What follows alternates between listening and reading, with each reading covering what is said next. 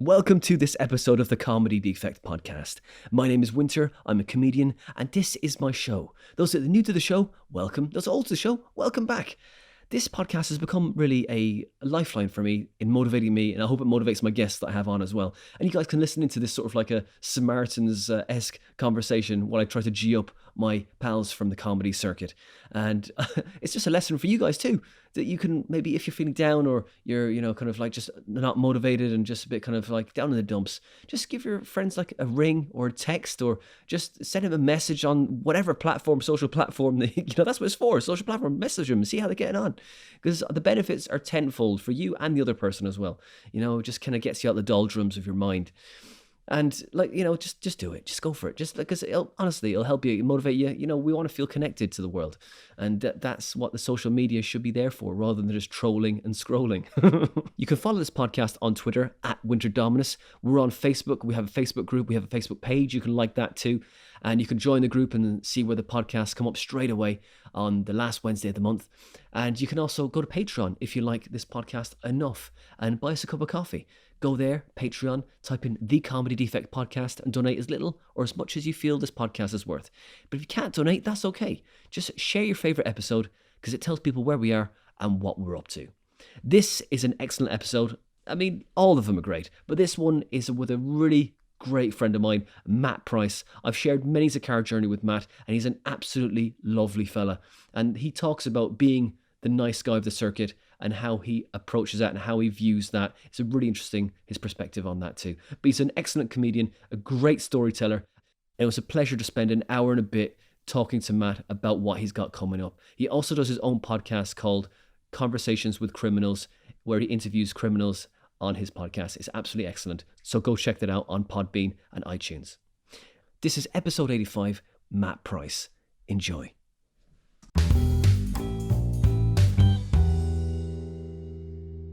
Excellent. Well, thanks for having me, mate. I appreciate it. Absolute pleasure, Matt. Thanks for giving me your time, mate. I hope it's worthwhile for you. Oh, I don't doubt it, mate. I mean, look, we've spent many's a car journey, like traveling to, well, where you're from, the West Country, right? The west of the country. Yeah. So, how you been, man? What you been up to? I haven't seen you for a couple of years now. No, it's been a while, isn't it? Isn't it weird how it sort of flies by before you know it? We're in the middle of a global pandemic. It's been all right. I'm surviving day to day. I'm actually back home in Cornwall at the moment, so that's quite nice. And I was woken up by the sound of bagpipes, which was quite surreal. All is well, doing the odd gig where I can, and that's about it, really. And so, what was the bagpipes about? Why was there bagpipes outside? I have absolutely no idea. Like when you eat a big meal, which I did, and then you sort of crash out. For some reason, I was woken up by the sound of a band on the other side of the river playing bagpipes. And I thought, hang on, we're in Cornwall. What on earth is going on? We had, there was the Cornish National Liberation Army. Right. They never actually committed any sort of acts of atrocity. Well, actually, they blew up a hairdresser's once. Right. And I did wonder, are my people making a comeback? Because we're like the forgotten Celts, the Cornish. But no, it was just some idiot playing bagpipes. So it wasn't like you think it was a flashback from Edinburgh withdrawals, I just, I'm still having a lucid dream of some kind. I'm going to go outside with a bucket. I'm just going to into Fringe mode, I'd forgotten all about Edinburgh, actually. I've been, I've just been taking it day by day, actually. But that's spectacularly boring, isn't it, Winter? No. I've been taking one day at a time. That's the best way to do it, mate. I mean, look, sometimes you got to take it a minute or a second at a time. Like, sometimes seconds and minutes feel like hours. Depending on what stage you are in your life or what mood you're in. Time is elastic, isn't it? It doesn't necessarily mean one day. It feels like forever. Like, you're back in Cornwall, and like you've been doing your own podcast as well, isn't it? What's this? It's called Conversations with Criminals. That's it. And yes, I've been speaking to people from all walks of life who've been involved with crime. So that I have found particularly interesting, I have to say. And I'm currently looking at going to Lincoln soon to speak to a guy who did 25 years for murder. Wow. And he wants to he wants to speak to me, and as far as I know, wants to make a public apology to the family of the guy who he killed. So that should be interesting. It depends. It's weird because I've never been fashionable in my life, but of course true crime is currently very, very popular. But I started speaking to criminals about 10 years ago. Yeah. So I'm not saying I've started it. I mean, you could edit this now to make it sound like Matt Price says, I start true crime genre, but no, I just happen to do something that now everybody else in the world seems to be doing. But I enjoy it though. Like looking at some of your Fringe shows, and we'll get into them later as well. Yeah. You were even doing stuff about mental health before it was cool. You know what I mean? Like you were doing stuff about that you had a show about the guy who thought he was a dinosaur, the Mary Hill dinosaur. That's right. Blimey, you remember things, don't you? That's why you're such good company in a car, because you actually remember people. I do. You see, and you remember what they're about. And I get an overall sort of vibe of someone, and I think I either like them or I don't. Most people, if there's any comedians listen, I like most of you. You know, I'm not going to lie, but you actually remember details, which makes you a good man. Thanks, mate. I'm glad you finished that sentence well. You did that on the guy who thought it was a dinosaur, which is great. Like, and you've done, like, you're a stalwart of like the Fringe circuit, like as well as the main circuit too. But you've done how many shows, Matt? I don't know. I've lost count, and that could sound so smug. And I'd be like, no, actually, Winter, you know what? You just. You stop counting after a while. I run out of fingers and thumbs, I just sort of my toes. I've done a lot of Fringe shows, and I've done a lot of Fringes, and I've been around for a very long time, and I've tried very hard for a very long time to do lots of different things. So, and it's fine, and I still do it. And actually, weirdly, on Wednesday, I hosted a book launch. Wow. And it was a guy called Tony Sales, who's written an incredible book called The Big Con, How I Stole £30 Million and Got Away with It. Now, that audience, well, at a book launch, you might expect that it would be people of a literary inclination, shall we say. It wasn't. I saw more bald heads and flat noses in that room than I've seen in a very, very long time. Wow. And there were some lovely people there. They were very nice, but half the criminal underworld were there. And of course, I'm doing a Q&A with him. And I said that, Tony, you say in your book that the criminal underworld is a very close-knit community. And they all appear to be here tonight. And there was a slight sort of sharp intake of breath. And I went, no, I don't mean it like that. I said, it's true, isn't it? And then they all kind of laughed a bit. And I said, look, I'm not judging anybody. It's lovely to meet you. How are you? How are you doing? But it was an interesting thing to do. So, I guess what I'm saying is, yourself, right? We have transferable skills. That's it. Tonight, I'm in a chip shop doing a gig.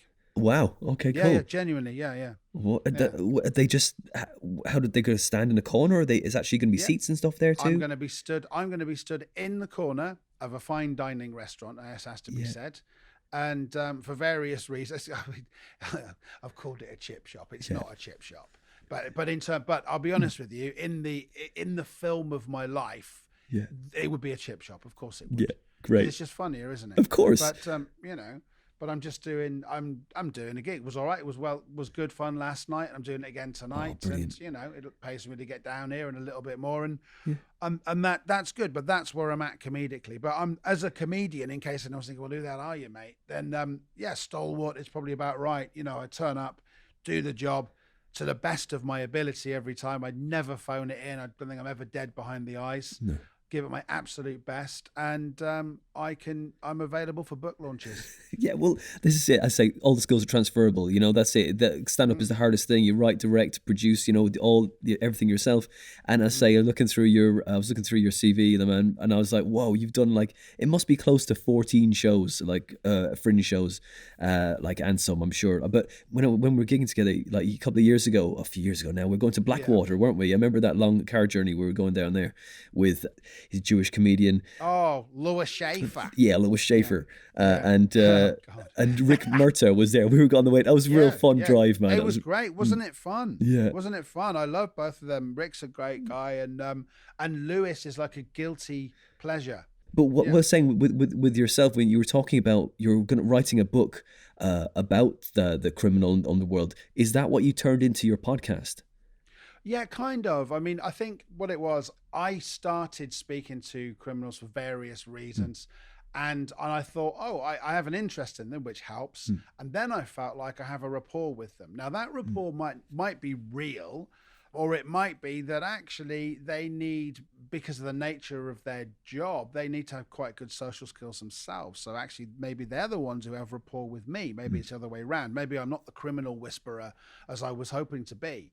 But I started speaking to criminals for various reasons, and it just occurred to me, oh, I ought to make this into a podcast. Yeah. There are then, of course, there's certain problems of doing it, because not all of them want necessarily to be on camera, so it has to be an audio podcast. For me, anyway, to get the kind of intimate conversations that I want to have with people. So I'll just come along. I'm quite discreet. Let's get a bit technical. I've got a Zoom 8.6 and I have some NT5 microphones, they're tiny little mics. Yeah. And I just set them up and I just let people talk. And I have a sort of a documentary style one that I do with a guy called Dave Courtney. And that's almost fly on the wall. And I've done 6 of those, a special, and another one recently with a guy called Ian Tucker, who Donald McIntyre interviewed. But yeah, I wanted to write a book. It was easier, actually, in a way, to do a podcast, but there are challenges. But I just take my recording equipment around, sit down, and just chat to people, really, much like yourself. As I say, you'll make anything fun if you just have a keen interest in it. You know, saying you're stalwart of the Fringe circuit is not a derogatory thing at all, and you're well respected on the international circuit as well. I just, I say that too. But you did your natural born storytellers as well in the Camden Head. You don't do that anymore, is that right? You've just found.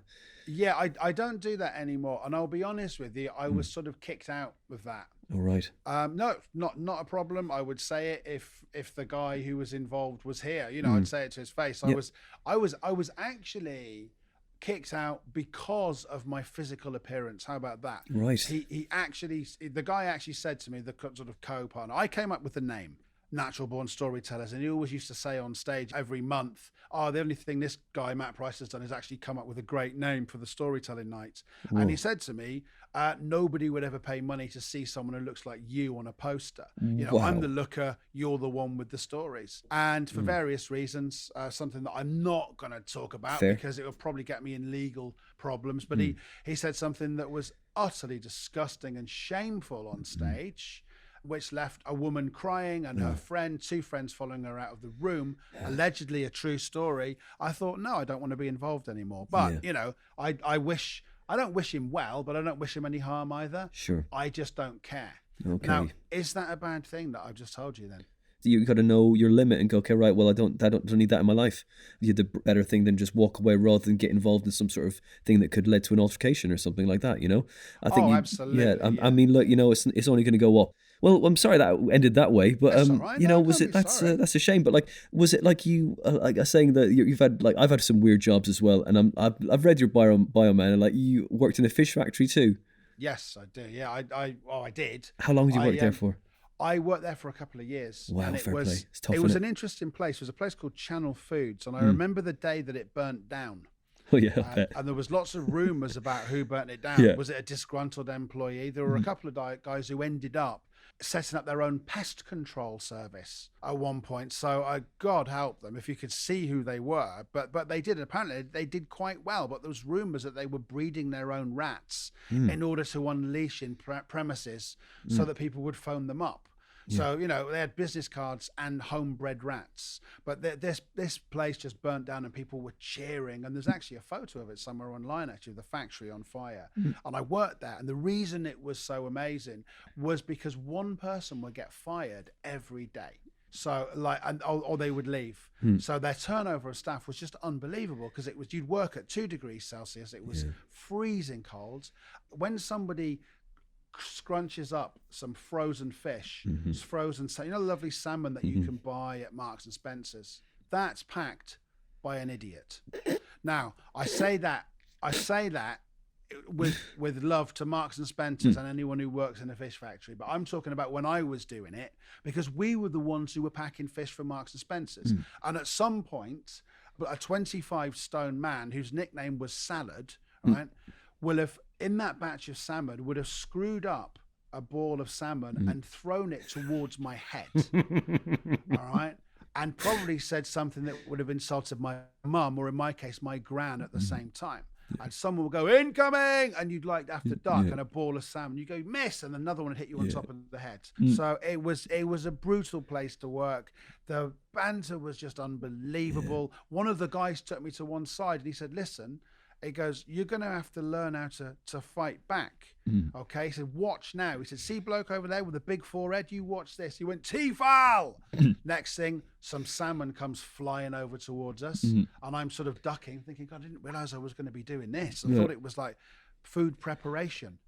And the guy jumps back up again, and he's hitting him with line after line after line. Then suddenly the whole room is singing, on your own, on your own, on your own. And I thought, I need to earn a living, and I need to stay here and watch these people. So I was being paid for people watching and for ducking balls of frozen salmon. Oh, brilliant.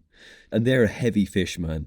It's like, that you get one of them in the face. You're lucky if you can take it in the face. You're going to go down more than likely. Oh, of course you are. Yeah, it's. I remember I in Ireland I worked on building site first, and then I stopped that for a bit and went, okay, this isn't hard enough. So I worked in a fish factory for about 3 days. Oh, did you? Yeah, and like basically it was like a day. You like do shifts and stuff, and I was young, so I didn't sleep between. But when you're looking like through the night, and you're just like, oh, you think you're finished, and then another load of fish come in, isn't it? And you're just kind of going, oh man, and trying to fillet them properly when the boss is watching. Oh, you're cutting too much fish off there. I'm like, look, man, I've been here for 12 hours, and then like had a small break, and then went another 6 hours sometimes because they've got a big shipment come in, and those fish coming round, it's in the middle of the night when people start going crazy, isn't it? And they start just needing to do something to kind of ease the pressure that's building. And there's some big fish went round. You're all right if it was a mackerel or fine, but as I say, salmon or something bigger, oh mate, it's gonna hurt. It does, and it was just so intense and so brutal, the banter. But we all got on okay. We all got on okay. We would go in town and we would socialize together, and you probably know yourself, if you smell a fish, you have to socialize with other people who also smell a fish. There's no doubt about that.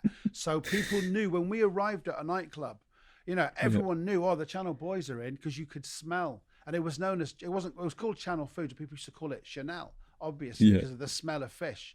And it was grim. You couldn't get the smoky fish smell out of your hands very easily. That's it, man. It sticks in there, man. You just, oh God, you need to really scrub. You just need to soak your hands, isn't it, really? You've soaked them already in the fish, what can you do? You've pickled your hands in fish.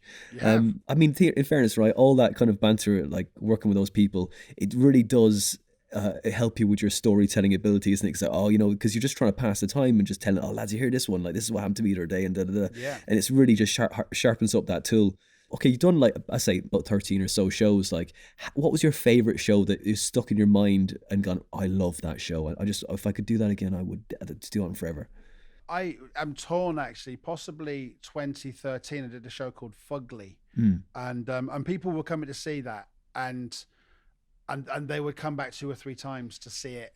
And I was going through my phase of actually trying to be like, and you can't be him, but Sean Collins. Have you seen him? He's an incredible comic. I mean, he's just one of the greats. And I'm sure I'd hope he wouldn't mind me saying I just loved what he did. And I thought, wow, I wouldn't be able to sit on a stool and do it like that. And that's what I tried to do. And then Adam Bloom said to me, I adore Adam Bloom, and he said to me one day, look, he said, Sean can do that. And he said, you can't. And he didn't mean it in a nasty way. He said, you can, but you can't. He said, you've got to sort of find your own way of doing stuff. So I sort of abandoned the stool. Every now and again, if my back's playing up, I will sit on a stool. But I enjoyed doing that for a month. That was fun. And then I did one at the Gilded Balloon because my missus is, she's Glaswegian. So and they call them Ouija's. So I did a show that was kind of about her, but it wasn't really. I called it Last Night a Ouija Saved My Life. And I enjoyed that because it was my first paid one, and I think it was quite well reviewed, but more importantly, audiences did like it. And I spoke about the stuff, that it was inspired by a guy in Australia, actually. I can't even remember his name, who did this kind of, hackneyed, and I don't knock anyone for being hack. We all have to dig out old classics sometimes, but this thing where he would describe a scenario with a woman, and then he would say, so I fucked her. And it would get a massive laugh, and he would describe this. I'm not even going to tell you, but you can imagine the type of thing. There's this woman, she was ugly, and she was this, and she was that. Oh, so I fucked her. And then it was, I went to the library, and I met this woman, and she fined me. Yeah, so I fucked that. And I went to a restaurant, and I thought, oh God, But anyway, afterwards, he said to me, you didn't like that, did you? The so I fucked her stuff. And I said, well, it's just not really me. I said, but look, it did go well for you, mate. So I'm not going to knock you. The job is to entertain people. I said, who am I to tell you what you can and can't do? This guy who was quite new to comedy. And he said, all right, fair play. He said, well, if it's not you, he said, who are you? And it really made me think. And that was what the show in Edinburgh a couple of years ago became about, is like, well, who am I then? If I don't like that kind of very brazen, so I fucked her stuff, what do I do? What am I about? Yeah. And it really led me down a very interesting route, actually. So I was proud of that show. Okay, then what did that show emote in you? You went, okay, what am I? What am I in as a comic then? Well, yeah, it kind of did do that, because you know yourself, you're always torn between giving the audience what they want and then doing what you want to do. And I try to give the audience what they want, but maybe they didn't know that they wanted. So I wanted to tell a story, but I wanted to make it as clear as possible. And I sort of ended up talking about being in a relationship with a woman who wasn't good for me. Yeah. And what that triggered in me, and what it did, and the stuff that I had to look at. So I went back to sort of, there were various stories that went with it. And, you know, my childhood, people have had much, much harder childhoods than I have, but it did lead me to think about quite a few things. And to keep it sort of very brief, what it was about was the fact that when I was 7 years old, my mum, who was, you know, doing the best she could, because my dad wasn't there. She was actually a road sweeper. But that was what she did for a living. Whenever people tell me I'm not working class, I think, well, hang on. You know, I was raised for a few years in Brixton on Tulsill Estate by a single mother who was a road sweeper. You know, so don't tell me that I'm privileged in any way. But she found me a babysitter, and the babysitter was a wrong 'un. And that's all I'm going to say about it. But, you know, and it got to the point, so I explained about going to live with my grandparents and how, you know, I was Matthew, and how Matthew is a very different person to Matt Price. But being in the relationship with this woman that wasn't good for me, of course, that made me realize, you know, just how vulnerable Matthew was. And I was just taking ownership. I'd never said to an audience, my name's Matt Price, before at the end of a show, but I did at that one. Yeah. Because I was able to talk very sort of openly and honestly about stuff that had happened to me. And very, very long story short, the guy picked me up from school one day, and him and another guy, they were grooming me. Right. So that they were pedophiles. Right. And I don't want to lower the tone of your podcast, mate. And I don't want to sort of upset anybody who's listening. That isn't what it's about. But when I met Martha, my missus, I told her everything. You know, I told her all about it. I'm lucky. We've been together for 16 years. Well, that's great. And I'm blessed. You know, I am so lucky to have her. And I think she hasn't done too badly herself. But I'm the lucky one in all this. And I told her, look, you know, I used to be very, very shy when I was younger. I couldn't even hug anybody because I felt sickened by everything. I felt dirty and I felt alone. And she said to me, no, it's, you know, it's okay. You just, you know, you're actually all right. There's absolutely nothing wrong with you. That it was what the people who were the wrong uns were those two men, not you. You didn't do anything wrong. She said, you have to understand, you know, I love you and I'm in love with you and I want us to be together, and you're allowed to want to be intimate with me. That's part of our process. That's who we are. There's nothing wrong with it. You're not bad, you're not dirty, and you have nothing to be ashamed of. That's great. So I fucked her. And that was the conclusion to the whole hour. And you should have seen the look on their faces. Yes, but great. It did work. And that sounds so crass saying it now, Winter. I do know that, but it's not. And that's how it worked. That was the basic outline of the show. Yeah, right? My God, what an experience to do that. What an uplifting ending to it, though, as well. Someone seeing the good in you makes you see the good in yourself. I mean, that's I think hopefully the key to any relationship in any way. Yeah, I would hope so. Yeah, for sure, man. That's it. I mean, like, I think when I first started comedy as well, I was just like, oh God, I was all over the place, and mentally I was just, I didn't know which way was up. And then, you know, then I've gradually got married, and she saw the good in me, and I didn't hate myself so much anymore. Absolutely. That's which is why I say, you know, that there's people who've been through worse than I've been through. It's not about that, you know. It's not a competition. No, of but course it's just a question of how you deal with things in life, isn't it? You know, and that show, there wasn't any self-pity in it because I'd processed it and I dealt with it. But I was quite proud of the arc in a way, you know, the arc, you know, meaning just how I was proud of how it panned out, proud of how the actual structure of it was, and proud of being able to do that, you know, the little bit at the end, which was a damn sight more graphic than I've described to you, I promise you. Of course. And was heart-wrenching, but Sounds it. but worked. So, you know, so that was one that I was very, very proud of. That show, I mean, that sounds incredibly powerful. I mean, and uplifting as well, nice at the end, and you know, there's a win rather than like a rollover and I've just shown you my rawness and you know you've got to accept that. You know, there's not, rather than acceptance, there's an overcoming, which is lovely. You know, which is a lovely thing, because you don't often get that with these Fringe shows. It's just usually just like it's a down at the end. It's just like well, this is what I am. You know, I'm stuck. This is me, deal with it. You Yeah, know, totally. Yeah, that's right. I went there. I said that. You know, I gigged with a guy years ago in Exeter who was a political comedian. He was an American guy. I can't even remember. Well, actually, I do remember his name. I'm not going to tell you, though. He did 20 minutes and he died on his ass. And God knows we've all been there. I've had some horrific deaths. Could talk to you if you've got a spare 3 days about the deaths that I've had. But I remember him walking off stage to total silence. And I thought, oh, God, I'm going to shake his hand anyway. I'll shake anyone's hand if they've done well or if they haven't done well, because that's what you should do. It's the right thing to do. Yeah. Right. And he just said to me, yeah, man, it's hard to laugh when you're drowning in truth, man. Oh, and God. I thought, wow, you're amazing. You're so ghastly. You know, you're just incredible. If there was a sitcom about comedy, mate, you'll be in it. You'll be the evil guy who everybody dislikes. Or not evil, but just the guy everybody hates. So there is that element. And with these Fringe shows, yes, of course, you have to kind of take ownership of it. But no, I wanted a kind of an uplifting thing. But of course, it's going to die. Like sometimes as well. Very occasionally. I'll tell you what happened on one of the days. We had a reviewer in. And you know that thing when someone gets up and goes to the toilet in a club gig, and sometimes the MC will go, ladies and gentlemen, let's hide.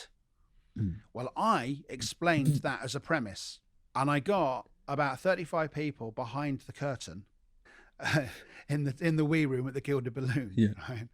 Apart from the guy in the electric wheelchair at the front row. No. So he sat there by himself, right? Yeah. So that was, and I said to him, I'm really sorry, mate. He went, no, that's okay. So he was fine. But the guy who went to the toilet, he'd taken so long to go to the toilet. The audience were getting restless. Yeah. It was already a very, very hard gig. And I thought, well, look, what you're going to do, you're all going to jump out on him and surprise him. And of course, he walked back in about what felt like an eternity later and went, it ain't? Yeah. I went, yeah. He went, what's my pal doing stood behind the curtains? Yeah. And then they all just walked out from behind the curtains in total silence. Nobody laughed. Nobody reacted. No. They sat down and I died for the rest of the gig. And can you imagine what it was like to then say, you know, and Martha said to me very tenderly, I love you and I'm in love with you, blah, blah, blah. So I fucked her. It was just awful. It was just awful. The sound of silence and a motorized wheelchair leaving the venue. Oh, that's hilarious. It was just horrible. It was such a, and I was, and there was a reviewer in as well. And I actually saw her put her notebook away about 20 minutes in to the hour-long show, and just sort of shaking her head. And I said, hello. I said, you're reviewing it, aren't you? And she just said, well, I was. She said, have a good day. I said, thank you. I said, enjoy the rest of your Fringe. And it was all, but I'm only saying that because one, it's funny. Yeah. And two, you'll know as a comic how cringy and awful that is. Absolutely, man. But three, it doesn't always go brilliantly. No. And that's fine. Yeah, I mean, you trained as a boxer as well, and you wrote a book about that too. So, Yes, I did. there's like a second, if not more. I think there's more people who are into, I don't know, because sometimes it can feel like a fight, can't it, between your own emotions and the audience trying to not mirror your internal dialogue. Oh yeah, absolutely, yeah. You know, so like that. Do you think that's helped you with the? I mean, of course, it definitely helps you with in the fish factory when you're ducking from the fish. Yeah. But did you do it then before that, or was it after the fish factory? What boxing? Boxing. Well, okay. So basically, I was very good at skateboarding. Right. I had an ingrown toenail that went septic, And the people at the fish factory didn't really like skateboarders, so it made it quite tricky. The plan was to be a professional skateboarder. I was a freestyler. I can send you a clip, actually. Wow. You might like it. It's quite fun. It was only me, sort of like age, I don't know, 15 or something. Cool. So I ended up going to the fish factory. Then I studied, became a mature student at sort of age 21, went to university. And when my granddad died, and I was still working in the factory when I was coming home for the summer, when my granddad died, I took up boxing. And what I found, of course, was that I just liked the people there. I just liked the people in the boxing club. I wasn't quite so keen on the punching people thing. I was all right. And they said to me, look, you're a really nice guy, you know, and unfortunately we need to find someone who is an idiot, you know, to fight you. He said, no, you know, we need to match you up with someone who is the same level of sporting ability as you. Right. He said, I don't think we're going to be able to get a 9-year-old girl. And I was like, are you serious? He said, well, no, but, you know, he said, you're going to have to keep your hands up. He said, and hit somebody. And, of course, my first fight was in a Masonic lodge. Right. So it was all men. It was in the day where smoking was allowed sort of indoors anyway. So the air's full of smoke. And I was super heavyweight. And this guy from Merthyr Tydfil, who I've been since told by someone who saw it a few years ago, said to me, that bloke, he said, I know him. He goes, that is one of the hardest men in Merthyr Tydfil. I went, wow. He said, you box him? I said, not only did I box him, I said, technically, I nearly knocked him unconscious. I said, I dropped my hands and I said, well, come on then. Now, if anyone's listening to the podcast now, please don't turn off now, because because otherwise you're going to think, hang on, this guy's just boasting now. No, because basically I used to work, I worked in the call center circuit in Cardiff, and you could get a job and then you'd move on to the next one, because invariably it was a bit boring. You might get fired. I'm not proud of this. And I had a 2-week boot camp where you had to kind of go through the training for a particular company. And, you know, you have to sort of introduce yourself. So I told everyone at this company that, oh, yeah, I'm training to be a boxer. I've got my first fight coming up soon, blah, blah, blah, blah, blah. Anyway, 2 weeks later, we've got an exam to see whether we've absorbed all the information.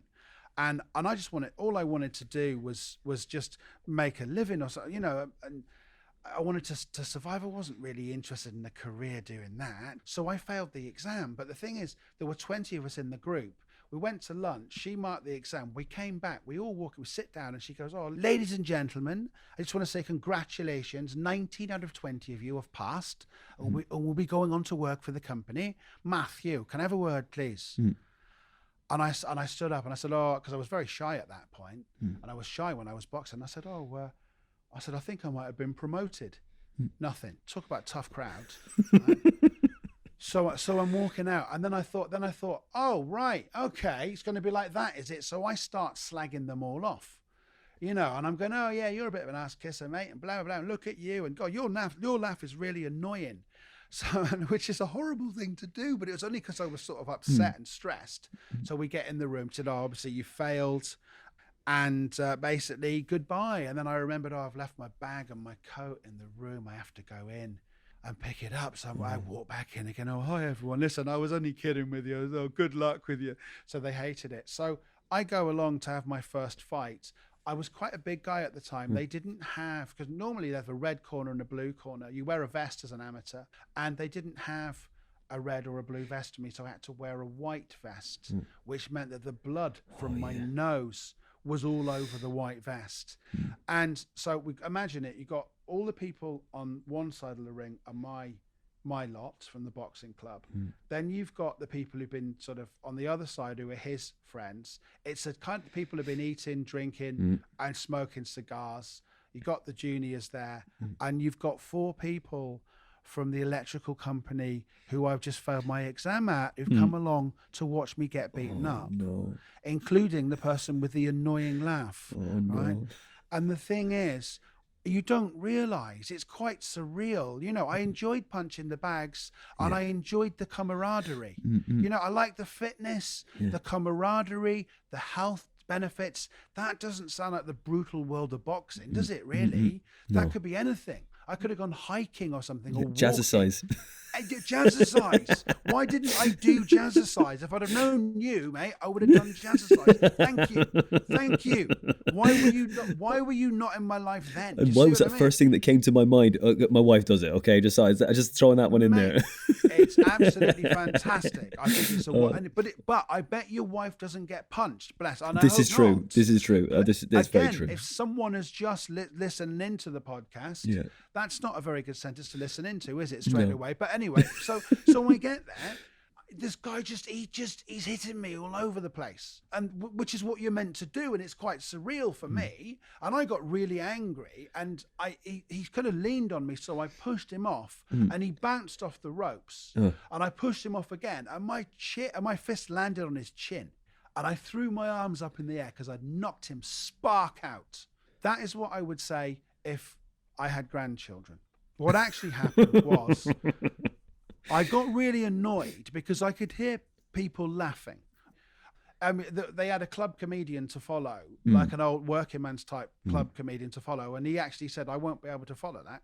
My trainer actually said to me, in 30 years of being a boxing trainer, I've never heard so much laughter from a crowd. Well done. He said, we've been invited to other shows. So the guy leans on me. I closed my eyes. Well, you can't blame me for that. I've got a man who's trying to punch me in the face. Yeah.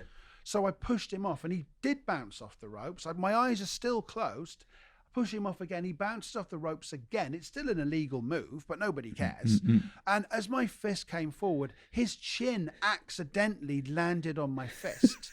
He fell on the floor, and he's on all fours, and I'm, and it looks like I'm about to sort of ride him like a horse. Yeah. And I rather than ride him like a horse, you can't do that. That would be awful. I just threw my arms in the air, ran over, was going like this, as you should do, and snarling and spitting. And the referee very kindly came over and tapped me on the shoulder and said, "Oh, excuse me, would you like to stop celebrating?"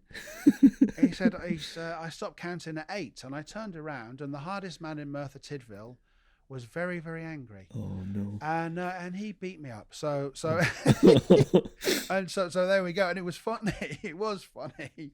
And we got a trophy for Fight of the Night. Nice. We got invited to various shows. To be fair, I will add this: I did box him again about 6 weeks later, and I beat him.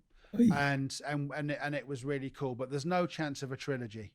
Oh, well, never mind. At least it's even Stevens. That's fine, man. Absolutely. Doing this conversations with criminals, right? And you have that sounds like a tough crowd as well, with all the people from the call center come to see you. That's worse than family, isn't it? Really, you can spend more time with them in the day than you do your own family. So you've also done gigs in prisons. Is that right? Yes, I have. Well, I did one at Broadmoor.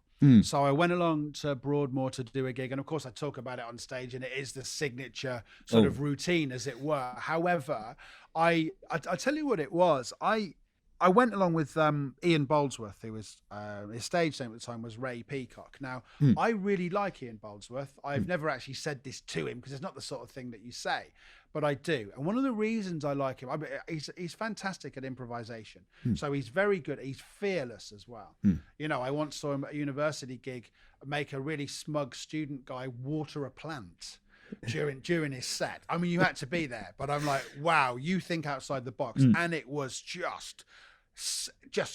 I was crying laughing. The whole room were. So the guy's brilliant. But we were at a gig for the Avalon Network around about 2006, and I was talking about mental health actually and suffering with depression. And I don't now, but I did then. And I sort of safeguard depression now, for want of a better expression. And I remember this guy sticking his hand up and saying, "Excuse me, at what point is this going to get funny?" And Ian Boldsworth said to me, "Oh, your set was good, mate. Well done." Which always you want to hear when you're you want to hear that from someone who's that good. When you've kind of done all right, but but you've been hurt like that. And you could see I was visibly hurt. And he said to me, "Well, where is he? Because I'm going to fuck him up." And I said, "Oh, thank you." And I appreciated the gesture, but he actually was more insightful than that, because he said, "Do you know what?" He goes, "He's a young man." He goes, "One day he's going to be lying in bed, probably in the future." He said, "I don't wish it on him." He said, "But he's going to have a wife, he's going to have a kid, he's going to have a great job, and he's still going to be really, really miserable, and he's not going to understand why." He said, "And I hope when he does it, he thinks of you." And that really stayed with me. So I've always had the huge respect for Ian Boldsworth, but of course I can't actually say that to him because it's not the sort of thing you say to somebody. But I'm saying it about him to you because I think it's perfectly reasonable. So we get booked for this gig at Broadmoor, and the interesting thing, for me anyway, was that Ian is such a larger than life character on stage.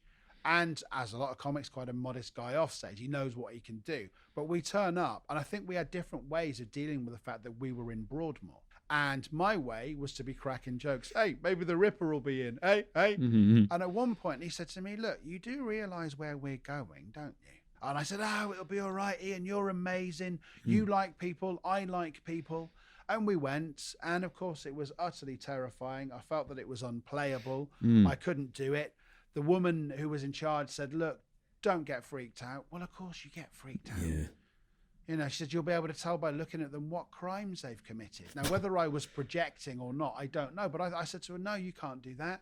That's not fair. People have judged me all my life. You know, I didn't realize I was going to get kicked out of a storytelling night in the future, you know, because of my physical appearance. I'm repulsive. You know, everyone judges me. And then they walked in and I thought, oh my God, how many kids have you killed? You know, or how many people have you murdered? And I felt like I could tell. And it was just very, very difficult. And I was terrified. I was really, really frightened. And then, of course, there was a newspaper article saying that Peter Bryan, the cannibal, was there. And I believe he was. I thought I saw him. I thought I was stood next to him in the food queue. I thought I recognized him, but I didn't want to sort of say anything. You know, how do you start that conversation? Yeah. It's trickier than telling Ian Boldsworth that, you know, that he's someone you really look up to and admire. Yeah, that's for sure. You know, so you know, how big are the portions today? Kind of, what do you say? What do you say at the canteen? So, yeah, and what are you having? They were serving onion rings as well, and I'm thinking, like, how do you go from? And I'm so sorry for saying this, but how do you go from like frying someone in a frying pan, like parts of their body, in a frying pan, to onion rings? Yeah, that's true. It's quite tricky. It's quite a leap. Yeah, big time. It's like nothing. I don't think anything's ever going to top that. Man, that's crazy. And I tell you what, though, because I've talked about it on stage a lot, obviously, and I've been opening a few shows for a guy called Dave Courtney, who's written quite a few books, and I got on very well with Dave. I know him very well now. I think it's fair to say it's been the best part of 10 years I've known him for. And we actually did a show in Neath, and I talked about Broadmoor before I brought him on, and there was a guy who was the president of a motorcycle gang. I mean, they call it a motorcycle club, but it's not. It's a biker gang. Yeah. And very nice fella came over and he said to me, "Oh, can I speak to you?" I said, "Yeah, of course you can." And this guy who looked like he could kill me and probably could, he just said to me, "Look," he said, "I found that Broadmoor thing really funny." He said, "Did you not think of maybe starting in an open prison and working your way up?" and I said, "No, I didn't." He said, "I mean, look," he goes, "I know some really, you know," he said, "quite violent people." He said, "But he said, there's no way we would go to Broadmoor, not in a million years." He goes, "Fair play to you for doing that." He said, "You made me laugh." He goes, "But honestly," he said, "I couldn't do it. I don't know many people who could." Just get your training wheels on first. You know, you do, 5 minutes here. No, just go and do it. Like, I'm going to do my closing set in Broadmoor. It's fine. It should be fine. Like, it just be like a tough gig at Jongleurs. It should be grand. That's it, huh? Absolutely. How naive. I was so naive. Funny. But hey, it's a good story, eh, Matt? That's what it is. That is what it's about, isn't it? Really, for sure. For sure, man. So, what do you think that's your toughest, your number one toughest gig, yeah? Well, no, I would imagine going to Turkey. Oh, the Turkey one, yeah. Toughest gig, yeah. I mean, that's too long for me to tell you, but that was tough. That was very hard going. No, every gig's tough when it's not going well, and every gig is easy when it's going well. Anyone can throw their arms in there and go, "Oh, thank you very much. My name's Matt Price. Until next time." When it's going well. But it's when it's hard and you have to dig in and they kind of quite like you, but they're a little bit unsure. Or, you've been there, like when they laugh at one joke or they judge every joke individually, so you can't get the rolling laughter and standing ovation I'm used to. No, but you know what I mean? We have expectations as comics. We want the audience to like us and want them to enjoy it. Nobody wants it to be tough. Although sometimes, I don't know if you've done this, sometimes I get halfway through and I think, this is so bad. This is such a horrible setup and it's going so badly that I hope I get a story out of it. Yeah, that's it. Like, I'd rather drive it into the ground and through rather than just be average gig, and they go home and go, oh, that was neither here nor there. Absolutely. That's it. So like, okay, question for you then, right? You were talked about like you finding yourself in writing one of your shows, you had examined yourself, went, okay, this is who I'm, Matt Price. So what do you see? Like, I ask this question for every person I talk to, and I like, as a comedian, like, you see yourself, you found yourself in one of the shows where I'm Matt Price.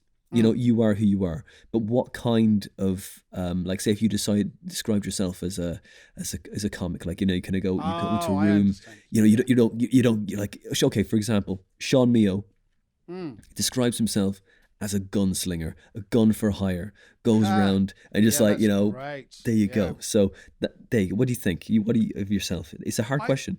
It's a very hard question because it changes from day to day. Depends where you are, doesn't it? Because I'll turn up as anybody. I think that you should be able to play any room. Yeah. Now, obviously, that's impossible, but that's what it's about. So I just view myself as a general sort of all-round entertainer who can barely believe the conceit of stand-up comedy. I can barely believe that I can say something in front of a room full of people and they'll be interested, let alone laugh out loud.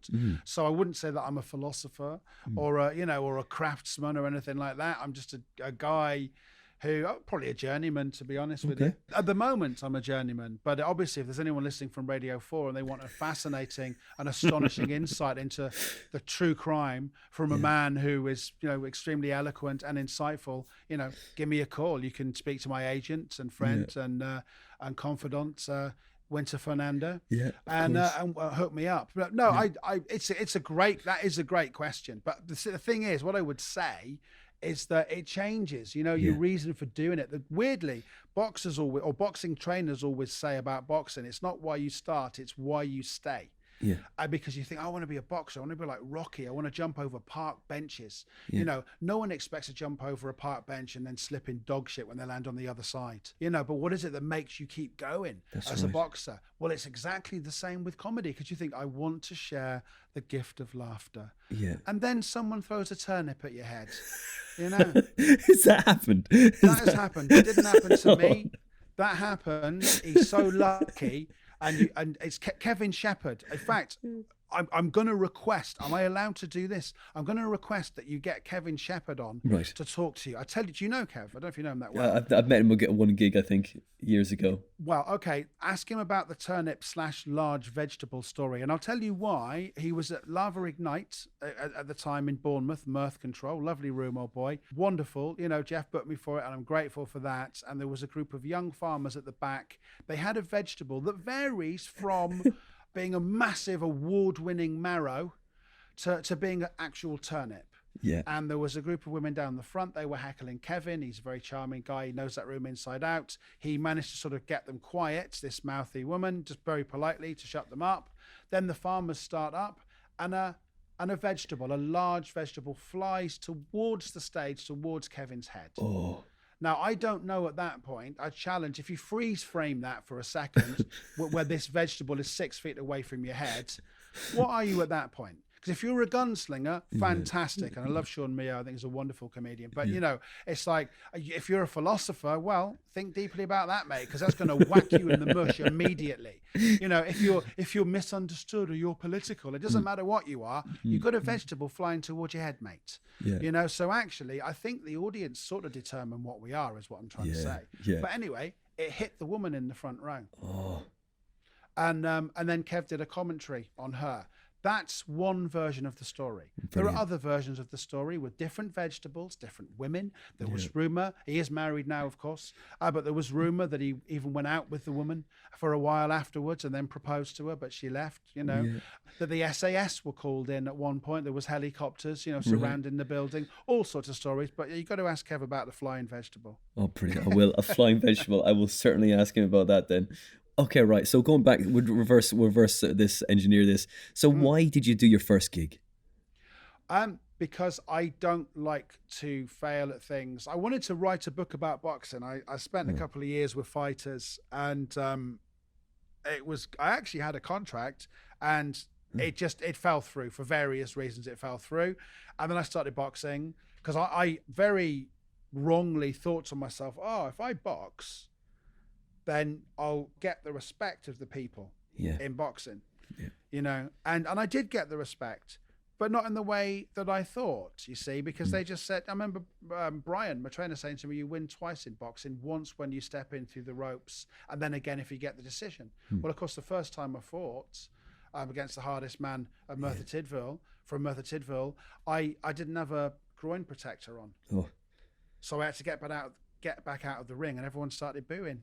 So I'd already been into the ring once, so I was brave. I stepped in for a second time, so I won again, and then he beat the crap out of me. So, I won twice and lost once on that very night. Well, I did my first gig because I don't like to give up, and because I failed at writing a book about boxing, or at least it didn't come through in the way I wanted. And I thought, well, actually, you do get immediate feedback with jokes. And I had this idea that one day I would be able to do a show about it, that could do it justice. But it felt like it would be a sort of I don't even know if it would be a theatre piece. I don't know what it would be, actually. And I probably never will do it, because I had it in my head that it might be a retirement piece, that it would be the last show I ever do. I mean, how pretentious and up itself is that? Matt Price's final hurrah, that's it. Punch, Slugger, exclamation mark, the musical. Such a dick, honestly. No, I love it. It's great. No, but that's okay. That's great. Like, you gotta have these like names and like these ideas for shows, because then you know what you find out what's good and what's absolutely terrible. Of course. Which is it's a game of numbers, isn't it? It's all points in the end. Like that's the thing. Like, so your first gig. Where was your first gig? It was at Pear Shaped in Fitzrovia. Oh yeah.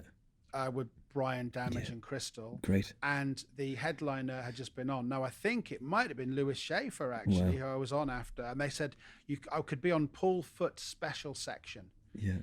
And I did 2 minutes, and total silence. I had about 8 pints, because I had to at that time. I don't drink now. Or I drink a little bit, but not at work. Definitely not. It clouds your judgment too much. But on that occasion I did. And I just thought, I woke up with a hangover the following day, thought, well, do you know what? I think I want to do that again. Yeah. And so I did. And that was it. And it was, I loved Pear Shape. I loved what it was all about, and I said, it was just that mixture of stubbornness and not wanting to give up and wanting the feedback. And I hate to quit at anything. That's it. It's important. Like that. I'm the same, man. It's like you just gotta take it. Just keep taking it. And that respect thing, I was the same, exactly the same reason. Problem with me at the beginning when I was starting out with comedy was for them. It was for me. It was like I want to win the night for like against them. Do you know what I mean? It's like I want to win the respect from them rather than show them I'm happy with, respect comes from within, doesn't it? And then you can then they give you respect. But if you don't have that for yourself, you can't get it from them, which is such, it's a false economy, really, isn't it? It is. It sounds like the premise for a Whitney Houston song, but it's true. Oh dear, was it? I think we should have that, Desiree song at the end, eh? The only problem is, though, I don't know what platform your podcast Podbean is on, but if you it's on Podbean, same here, but if you play music, of course, they can remove it, can't they? That's it. Imagine that. Yeah, I know, God, that's it. Unless you review the music, isn't it? You can do 7 seconds then or something like that, huh? Oh, can you really? I think so, yeah. It's for review purposes only. Can we review Whitney Houston as shit then? We certainly could. I'm joking. Certainly could. Post-mortem. Please. Yeah, no, I thought she was very good. I thought she was very talented, and it was a tragic end to her life. It was. But I just couldn't resist chipping in with that. You got it. You got to sit. The doggedness. I think you need that in this, of course. Otherwise it's such a hard thing to do. But boxing is hard too. It's like you keep getting punched in the face from boxing. You get punched in the self-esteem with the comedy. If it doesn't go well, and you just get overinflated sometimes. If it does go amazingly, like, okay, well, this is how I am now. I'm like I'm Wolverine now. We've all completed comedy. We've all completed the video game that is comedy, and then you don't realise, oh, hang on, there's a hidden level with a goblin. That's right. Right. And I'm about to get eaten or whatever it is. I don't play computer games, but of course. But it's nice to enjoy that. But I think I just enjoy the moment. I realise I like being a comedian. I like the lifestyle as well. It suits me to do that. I would not make a very good call center operative. I've tried many times. It just doesn't suit me to do it, or an accountant. Excel is no fun at all. I don't even have a favorite Excel shortcut.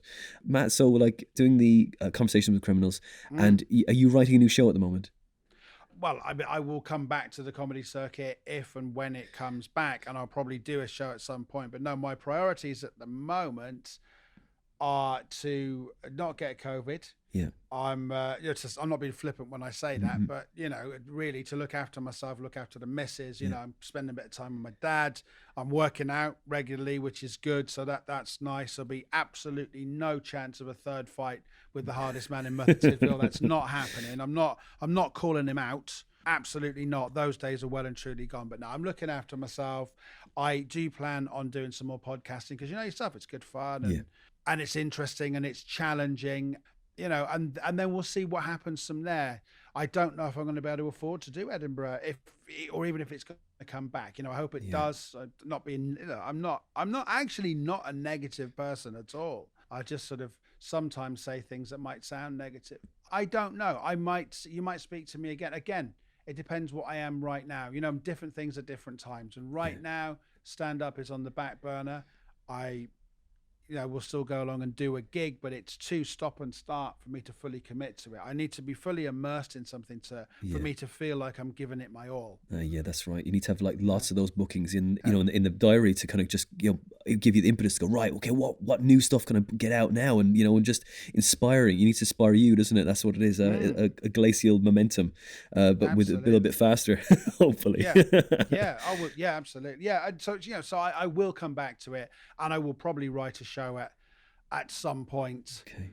In fact, I toyed around with an idea. My granddad, was called William Price, and I came up with the idea for a show. I wanted to call it Raging Bill because it was about him, kind of, but it's not as clear cut.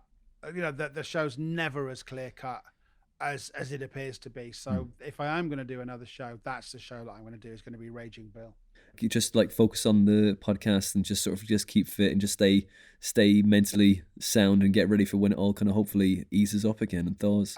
Absolutely. And listen, I wish everyone the best, because it's not an easy time, and that's not me being humble. Sometimes people say, oh, he's a nice guy and he's humble. And I've had a lot of time to reflect, and I am a nice guy. Yeah. And the reason I'm a nice guy is because, you only get one life. It's quite short. Yeah. Sometimes it's tragically short for people and it can fly by. And I would rather meet someone at their best than at their worst.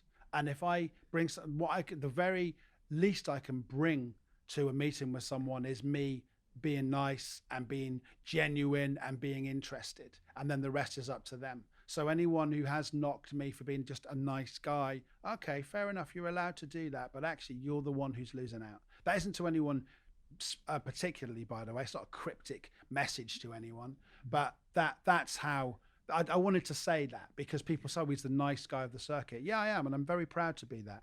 Very, very proud to be a nice person, because I want to find people at their best, That's great. Because life's too short not to meet someone at their best. Says he who was half asleep for the first 10 minutes of this interview. That's great. That's wonderful. That's a wonderful way to present yourself into the world. That's it. Be the what's wrong with being a nice guy? That's it. You got to be. You get more flies with honey than you do with vinegar, and a lot of people try to do that be a nice guy, and it's just not them.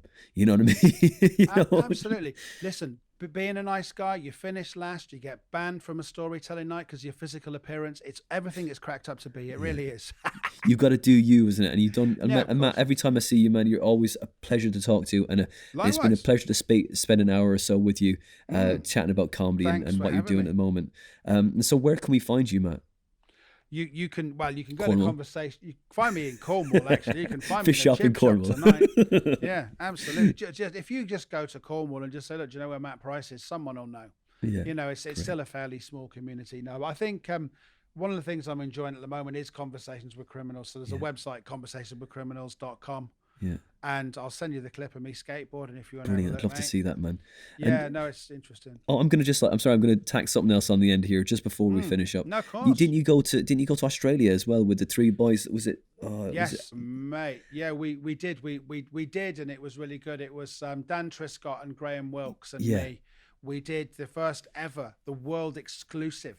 Although we did one show in Leicester, but the world exclusive of the Cornish Comedians Showcase, because there is, of course, a lot of history in Adelaide, Cornish history. Right. So we actually went to the Copper Triangle, where Cornish miners went in the 1800s. Wow. And we went in search of our ancestors, and we thought we would go there, and it would be a little bit emotional, and, you know, to look at where our forefathers had been. And we turned up at a pub, and we said, "We're from Cornwall," and they went, "Couldn't give a shit." And they couldn't have been more hostile. It was utterly horrific. Oh no! And there was a woman there who made pasties in the local bakery. We were too late for a pasty. Oh. The one I did have was rectangular and had carrot in it, and it was a complete and utter waste of time. Utter waste of time going. They didn't like us. They had no interest in Cornish people. The woman even said, "Oh, actually, our pasties are a bit crap, but we've been making them that way for the last 20 years." I tried to speak to them. They weren't interested at all. And here's the lovely little twist. About a week later, my friend from back home, his next door neighbor, went to exactly the same place, the Copper Triangle. Yeah. And she was welcomed as a Cornish sister. She was taken around everywhere. They made a fuss of her. There are people who have promised her that they're going to name their children after her. She had a wonderful time. She's been invited back out next year. So I don't know what the three of us did wrong, but it was horrific. But we enjoyed it. We enjoyed the misery. It failed so miserably going in search of our ancestors. We thought it was going to be a cultural exchange. We might have a tearful moment and a few hugs. No, the only tearful moment was me crying into my diet lemonade, thinking, what am I doing here? We've got a 4-hour journey back to Adelaide. But it was worth it. Mate, it was fun though. We had a great time in Australia. I've been 5 times now, and it was really, really good. So the show, if we're doing a show about this or a documentary, it would, rather than be like, oh, and then, you know, my dad died, it'd be like, I'm glad they're fucking dead. Yeah, absolutely. Yeah. Absolutely, yes. That's very dark for you, but you're bang on, mate. I'm telling you. Yeah. Look, Matt, well, thank you so much for your time, man. It's been a pleasure. Oh yeah, man. I'll look forward to listening to the conversations with criminals, mate. And I can't wait to see that skateboarding clip, mate. It's gonna be amazing. Okay, well, listen, thanks, man, and please do take care of yourself. Do my best. I kind of have that kind of buoyant kind of attitude that you yourself have, you know, whenever I have a conversation with you in the car. It's been kind of, it's mutual. So yeah. All right. Well, Matt, thanks for your time, mate. Nice one.